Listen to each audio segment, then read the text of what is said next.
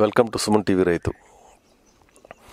రైతులు ముఖ్యంగా వ్యవసాయం చేయాలంటే ప్రకృతి వ్యవసాయము ఒకే ఒక దేశీవాళీ ఆవు ఉంటే చాలండి. ఒక దేశీవాళీ ఆవు ఉంటే 30 ఎకరాలు వ్యవసాయం చేసుకోవచ్చు.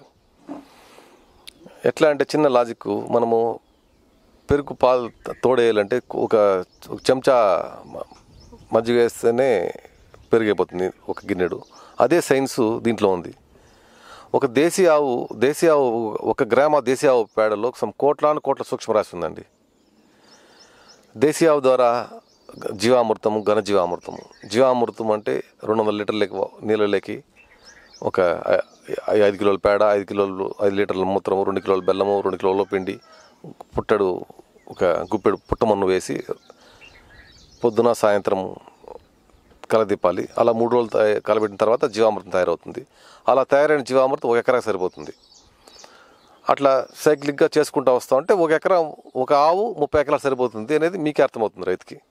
రైతులు ఏం చేస్తున్నారు, బయట నుంచి లోడ్లు కొద్ది ఎరువులు తీసుకొని పొలంలో దింపుతున్నారు. ఒక్కొక్క లోడ్ కొనాలంటే 1200-1500 అవుతా ఉంది. ఆ ట్రాక్టర్ బాడీకి 500 అవుతా ఉంది. ఆ లోడ్ వేయాలంటే 300 అవుతా ఉంది. మొత్తం కొంచెం 2000 రూపాయలు ఖర్చు పెడుతున్నారు.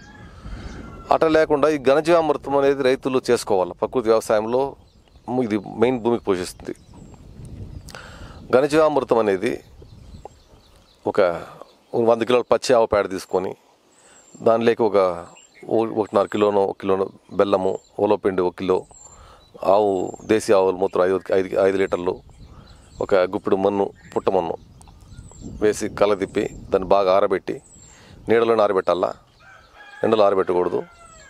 ఆరబెట్టి దాన్ని అలాగే డ్రై అయినాక ఎత్తి మూటల్లో ఎత్తి ఇంట్లో ఎత్తి పెట్టుకోవాలి రైతుకి. అది ఒక మంచి ఫెర్టిలైజర్కి పనికి వస్తుంది.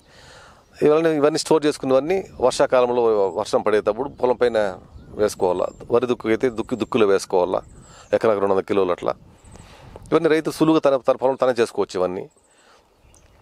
ఇవన్నీ ఏమవుతుందంటే ఒక దేశీ ఆవాలి పేడ జీవామృతం పొలం పైన పడితే ఆ ఎర్రలకి, ఎర్త్వామ్స్కి, ఇవన్నిటికీ ఒక అట్రాక్షన్ స్టార్ట్ అవుతుంది. మీరు గమనించండి, మనం ఎప్పుడైనా పొలం దగ్గరికి వెళ్తే ఆడాడ ఒక పేడ పడి ఉంటుంది. ఆ పేడని ఇట్లా పైకి ఎత్తి చూస్తే కింద దానికి ఒక బొక్కలు ఉంటాయి. ఆ బొక్కలు ఎవరు పెట్టింటారు అక్కడ? ఎందుకంటే అక్కడ మనం 2 రకాల పురుగులు చూసింటాం. ఒక పురుగు ఆవుని అది ఆ పేడని వంట తీసుకొని దొల్లించుకుంటూ పోతూ ఉంటుంది బాల్లాగా చేసి. ఇంకోటి ఏంటి అంటే ఎర్ర. ఆ దేశీ ఆవు ఆ స్మెల్కి అట్రాక్ట్ అయ్యి కింద నుంచి ఎర్రలు వచ్చి ఆ పేడని తీసుకెళ్తాయి. అది వస్తూ ఖాళీగా రాదు, వస్తూ ఒక మంచి ఖనిజాలను భూమిలో తీసుకొని వచ్చి పొలంలోకి చేసిపోతుంది. ఇలా ఏ మెథడ్ని మనం పొలంలో పాటించుకోవాలా. ఆవు జీవామృతంని ఎలా తయారు చేయాలి వాడుకుంటూ ఒక పీరియాడికల్ నెలకు 2 సార్లు ఇచ్చుకుంటూ స్టార్టింగ్లో పంట చేస్తే వరికి స్ప్రే కానివ్వండి, మామిడి చెట్లకు స్ప్రే కానివ్వండి, కింద ఇరిగేషన్లో కానీ అట్లా ఇస్తూ ఉంటే కంటిన్యూగా సాయిల్కి ఎన్రిచ్ అయిపోతుంది. ఒక మల్చింగ్ మెటీరియల్ చెత్త అంతా మామూలుగా ఒక చెట్లో నుంచి ఆకులు కానీ కొమ్మలు కానీ అన్ని రాలి పడిపోతాయి. అది పడిపోయినటువంటి అది దాంట్లో అన్నీ ఒక న్యూట్రియంట్స్ పట్టి ఉంచుకుంటుంది. చెట్టు పడిపోయి భూమిలో పడి మళ్ళీ సైక్లిక్ ప్రాసెస్, మళ్ళీ చెట్టు భూమి తీసుకుంటుంది. అందుకని మనం ఏం చేయాలి, పడిన ఆకులు ఎండు కొమ్మలను అలాగే వదిలేసి ఆచ్ఛాదనం చేయాలి. దానిపైన జీవామృతం ఇవన్నీ వేసామంటే మనం లైట్గా లోపల నుంచి ఈ జీవామృతం స్మెల్కి అట్రాక్ట్ అయ్యి లోపల నుంచి ఇందాక నేను చెప్పినట్లు ఎర్త్వామ్స్, సాయిల్ బయట మైక్రోఆర్గానిజమ్స్ అన్నీ అట్రాక్ట్ అయ్యి సాయిల్కి, ఒక ప్లాంట్కి ఒక హెల్తీ ఎన్వైరన్మెంట్ క్రియేట్ చేసి మంచి పోషక విలువలు అందిస్తుంది. ఇప్పుడు రైతు గ్రహించాలి ముఖ్యంగా ఏంటంటే, ఆవు అంటే ఒక దేశీవాళీ ఆవుని ఆవు అనండి. మా దృష్టిలో జెర్సీ రైతులంతా వాడుతున్నారు. జెర్సీ ఆవులు, హెచ్ఎఫ్ ఆవులు, ఇవన్నీ ఆవులు అనకూడదు. ఆవులు అనేది కన్నా వీటిని పంది అనేది బెటర్ అనిపిస్తుంది నేను అనుకున్న ప్రకారం. ఎందుకంటే ఇలాంటి ఆవులన్నీ మాంసం కోసం ఉత్పత్తి అయినటువంటి బ్రీడ్స్ ఇవన్నీ. అంటే ఈ శీతల దేశాల్లో వీటిని పెంచి వీటిని మాంసంగా ఉపయోగపడేదానికి తయారు చేసుకున్న బ్రీడ్స్ ఇవన్నీ. వీటికి వెనకాల గోపురం ఉండదు, గంగడోలు ఉండదు, నాటావుకు ఉండే లక్షణాలు ఏ లక్షణాలు దీంట్లో ఉండదు. దీని పేడలో ఒక 5000 సూక్ష్మరాశి ఉంటే నాటావులో కోట్ల సూక్ష్మరాశి ఉంటుంది. అందుకని ఒకే ఒక నాటావును పెంచుకుంటే రైతు ప్రకృతి వ్యవసాయానికి 30 ఎకరాలు ఉపయోగించుకోవచ్చు. నాటావు ఏ క్లైమేట్కి తట్టుకోగలుగుతుంది. అది దానికి దానికి గుణం ఉంది. రైతుకి ఎట్లా అనుకూలం అట్లా అనుకూలం నడుచుకునే గుణం కూడా రైతు నాటావుకు ఉంటుంది. ఈ హెచ్ఎఫ్ ఆవు జెర్సీ ఆవులు కానీ అలాంటి గుణాలు ఏమీ ఉండవు. రైతుకి అసలు అది పనికిరాదు.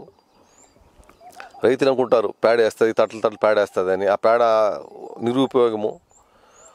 దీని అదే 5 కిలోల పేడ ఉంటే 1 ఎకరాకు సరిపోయే విధంగా మనం జీవామృతం తయారు చేసుకోవచ్చు. నాటావు పేడ ఉంటే, నాటావు మూత్రం ఉంటే.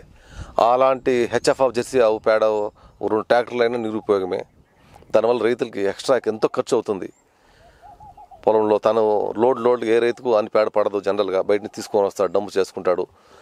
ఆ రైతులు ఆ ఆవులు ఎన్నో కలుపు మొక్కలన్నీ తింటుంది. అవన్నీ ఆ కలుపు మొక్కలంతా ఈ పేడ రూపంలో మనము పొలంలోకి వేసుకున్నామంటే అది ఆ కలుపు పేడ రూపంలో బయట వచ్చి మళ్ళీ విత్తనంగా మళ్ళీ మొలక తయారయ్యి అది మళ్ళీ రైతులు ఎంతో డ్యామేజ్ చేస్తుంది.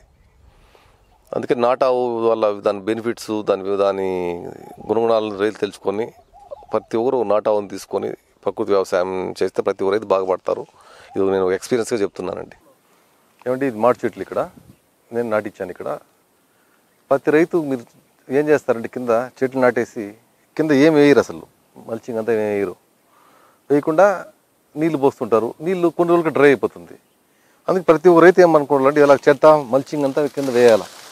వేసి దీని కింద కొంచెం ఘనజీవామృతంని లేదా ధ్రువ జీవామృతం తడి వేసినప్పుడు జీవామృతం వేస్తే ఈ మల్చింగ్ మెటీరియల్ ఒక హ్యూమస్ తయారవుతుంది. లోపల నుంచి ఎర్రలన్నీ పైకి వస్తాయి. 90% ఆఫ్ నీళ్ళు సేవ్ అవుతుంది చెట్టుకి. చెట్టు చూడు హెల్తీగా ఉంది. ఈ సంవత్సరం వర్షాలు చాలా తక్కువ ఇక్కడ. అయినా ఉండే కొద్దిపాటి నీటితోనే చెట్లని ఇలా తళ్ళు ఓర్చుకుంటూ కాపాడుకుంటున్నారు రైతులు ఇక్కడ. ఇప్పుడు దీన్ని చూడండి, ఇవి కందకాలు అంటారు. నేను ముందు పొలం చూడడానికి వచ్చినప్పుడు నేను గ్రహించాను. వర్షం నీళ్ళంతా వర్షం నీళ్ళు పైనుంచి పడింది. వర్షం నీళ్ళంతా ఇట్లా వృధాగా కిందకి వెళ్ళిపోతుండే. నేను వచ్చి ఇలా కందకాలు దిగించాను. ఇక్కడ ఎన్నో దిగించాను. అక్కడ ఒకటి, ఇక్కడ ఒకటి, మస్తుగా ఇక్కడ చూడండి. దీనివల్ల వర్షం నీళ్ళని పడిన నీళ్ళని పొలంలో పడిన వర్షం నీళ్ళని దీంట్లో దిగి దీంట్లో భూములు ఇంకుతుంది. ఇంకి ఇది బయట పొలంలోకి పోకుండా మన పొలంలో ఉన్న బోరు కానివ్వండి, బావి కానివ్వండి రీఛార్జ్ అవుతాయి. రైతులు ముఖ్యంగా తెలుసుకోవాల్సిన విషయం ఇది. ఎండాకాలం వస్తే మా పొలంలో బావిలో నీళ్ళు అయిపోయినాయి, బోర్లో నీళ్ళు అయిపోయినాయని ఇబ్బందులు పడబడుతుంటాడు రైతు. Simple logic. ఒక ఎకరానికి 10% కందకాలు ఉపయోగించండి. మిగతా 90% భూమి అలాగే ఉంటుంది. ఆ 10% కందకాలు తవ్వుతుంది దానికి, పొలం పోయిన దానికి మీకు అంత మేలు ఉంటుంది. 90 రెట్లు మీరు బాగుపడతారు. ఖచ్చితంగా బోర్లు రీఛార్జ్ అవుతాయి. ఇప్పుడు ఈ పొలంలో నేను చేయించిన దానికి ఆ బోర్లు ఈ సంవత్సరం తక్కువపాటి వర్షం పడ్డాయి, కానీ ఆ బోర్లు కొంచెం వాటర్ పైకి వచ్చింది. అలాగే వర్షాలు కానీ బాగా పడి ఖచ్చితంగా బోర్ రీఛార్జ్ అయి ఉంటుంది. రైతులందరూ నేను తెలుసుకోవాలని నేను కోరుకుంటున్నాను. కందకాలు పొలంలో పోయి ఆ పొలం సిచ్యువేషన్ బట్టి ఎట్లా ఉంది, ఏ డైరెక్షన్లో బట్టి ఆ రైతే ఒక డిస్టెన్స్ మెయింటైన్ చేసి ఇలా తోకోవాలండి కందకాలు. పొలంలో ఎప్పుడైతే ఇలా చెదబట్టి ఇలాంటి పుట్టలు తయారవుతాయో ఆ పొలం సారవంతంగా ఉందని అర్థం. ఇవి పొలం ఇవన్నీ గుల్ల చేసి పంటకి ఆచ్ఛాదన బాగా చేస్తుంది. మంచి భూమిలో నుంచి ఒక సూక్ష్మరాశిని పైకి తేవడానికి చాలా ఉపయోగపడుతుంది. ఇప్పుడు చూడండి, ఇక్కడ దీంట్లో ఇప్పుడు చెరుకు చూడండి. ఇది మా గురువు సుభాష్ పాలేకర్ గారు చెప్పించిన అతి ఉత్తమమైన మెథడ్. 8 అడుగులు ఉందండి ఈ చెరుకు రోకి. దీనివల్ల విత్తనం ఎంతో ఆదా అవుతుంది. ఒకసారి నాటిన చెరుకు 40 ఏళ్ళ వరకు అలాగే ఉండిపోతుంది. ఒక చెరుకు నాటితే చుట్టుపక్కల ఎన్నో పిల్లలు వస్తాయి, మొలకలు వస్తాయి. చెరుకు గాలి, ఎండ, వెలుతురు బాగా తగిలి బలిష్టంగా చెరుకు పైకి వస్తుంది. మామూలుగా మీరు రసాయనిక మందు వ్యవసాయంలో చెరుకు చూస్తారు, కింద సన్నంగా ఉండి పైన వచ్చే కొద్దికి లావ్ అయిపోయి ఉంటుంది. ఎందుకు అలాగ అవుతుందంటే కింద అప్పుడు ఎండ తగలదు, చెరుకు పెరిగే కొద్ది పైన ఎండ తగులుతుంది. ఆ ఎండ తగిలినప్పుడు అక్కడ లావ్ అవుతుంది. దాన్ని బట్టి మనం గ్రహించాల్సింది ఏమంటే చెరుకుకి ఎండ వెలుతురు బాగా తగలాల. చెరుకు అనేది కింద లావుగా ఉండాలా, పైన సన్నగా రావాలా. దానికి డిస్టెన్స్ మెయింటైన్ చేయాలా. మెయింటైన్ చేసి వాటరింగ్ కూడా ఒక 3 నెలలు పోయినాక మధ్యలోనే వాటరింగ్ వేయాలి. దీనికి చెరుకు వాటర్ వేయకూడదు. మధ్యలో వాటరింగ్ ఇస్తే ఈ రూట్ జోను, ఆ చెరుకు రూట్ జోను పాకుతుంది వాటర్ లాక్కోవడానికి. వాటర్ పాకినప్పుడు చెరుకు పైకి ఎదుగుతుంది. దానికి రూట్ గుణం ఏమంటే తేమ ఎక్కడ ఉందో అక్కడ వెళ్ళి గ్రహించే శక్తి ఉంటుంది దానికి. అందుకని చెరుకు మొదలున్న వాటర్ ఎప్పుడు వేయకూడదు. చెరుకు పెరిగే కొద్దీ డిస్టెన్స్ మెయింటైన్ చేస్తూ వాటర్ ఇవ్వాలి. అలా 6 నెలలు పోయినాక మధ్యలోనే వాటరింగ్ ఇవ్వాలి. ఆ పక్క అంతా వాటర్ సేవ్ చేసి నిలిచిపోవచ్చు. ఒక లైన్ వాటరింగ్ ఇచ్చి పక్క లైన్ ఖాళీ పెట్టేసి నెక్స్ట్ లైన్ వాటరింగ్ ఇచ్చుకోవచ్చు. అంటే వాటర్ 95% ఆఫ్ వాటర్ సేవ్ అవుతుంది ఇలా చేసుకున్నారంటే. తక్కువ వాటర్లోనే ఎక్కువ పంటలు పండించుకోవచ్చు. ఈ పంట మీరు చూడండి, వాటర్ కంప్లీట్గా నాశనప్పటి నుంచి అసలు వాటర్ చాలా తక్కువ, వాటర్ ఇవ్వలేకపోయాం, లేదా కొద్దిపాటు తడిచ్చాం, అయినా కూడా తట్టుకుని నిలబడింది. కారణం ఏమంటే ప్రకృతి వ్యవసాయ విధానాలు. ఒక మంచి ప్రకృతి వ్యవసాయ రైతు దగ్గర తీసుకొచ్చిన విత్తనం వల్ల ఆ విత్తనాన్ని బీజామృతంతో శుద్ధి చేస్తే నాటి దానికి ఒక రెసిస్టెన్స్ పవర్ ఎక్కువ ఉంటుంది. అట్లా రైతులంతా గ్రహించుకొని ఒకసారి నాటి 40 ఏళ్ళ వరకు ఉంటుందని మీరు ఆలోచించుకున్నారంటే ఖచ్చితంగా రైతులు, చెరుకు నాటి రైతులంతా ముందుకు రావాలని కోరుకుంటున్నా. ఎందుకంటే రాబోయే కాలంలో ఈ కూల్ డ్రింక్స్ని దీనివల్ల ఎంతో ప్రాబ్లమ్స్ వస్తున్నాయి. పెప్సీలు, థమ్స్అప్లు ఇవన్నీ తాగి ఎంతోమంది లేనిపోయిన జబ్బులు తెచ్చుకుంటున్నారు. ఒక రైతుగా ఇలాంటి పండించినా అంటే ఆ షుగర్ క్యాన్, ఆ చెరుకు రసం తాగడానికి అది ఎంతో ముందుకు వస్తారు. అప్పుడు మనం చెరుకుని మంచి రేటుకి అమ్ముకోవచ్చు. చెరుకుని మామూలుగా ఫ్యాక్టరీ కూడా అమ్మడం ఒక ఎత్తు అయితే, బెల్లం చేసి అమ్ముకోవడం ఒక ఎత్తు. అది కాకుండా బెల్లమే చేయకుండా వద్దులేండి, కనీసం జ్యూస్ చేసి అమ్ముకుంటే దాని 10 లాభం వస్తుంది ప్రతి రైతుకి. ఎలాగో పట్టణం దగ్గర ఉన్నాయి కాబట్టి చెరుకుని దీన్ని ప్రమోట్ చేయాలా.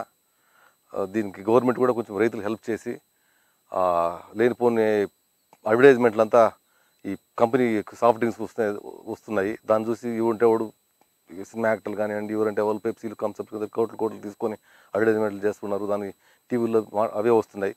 అది కాకుండా దీని గురించి ఏదైనా పబ్లిసిటీ చేయాలా, చెరుకు రసం వల్ల ఎంత లాభం ఉంటుంది, దీనివల్ల రైతులు ఎంత బాగుపడతారు, మీ ఆరోగ్యం ఎలా ఉంటుంది, ఎలా బాగుపడుతుంది అనే దానిపై కొంచెం కాన్సన్ట్రేట్ ప్రభుత్వమే ఒక మార్కెటింగ్లా చేసి రైతుకు పెట్టినా రైతులు బాగుపడతారండి. థ్యాంక్ యూ అండి.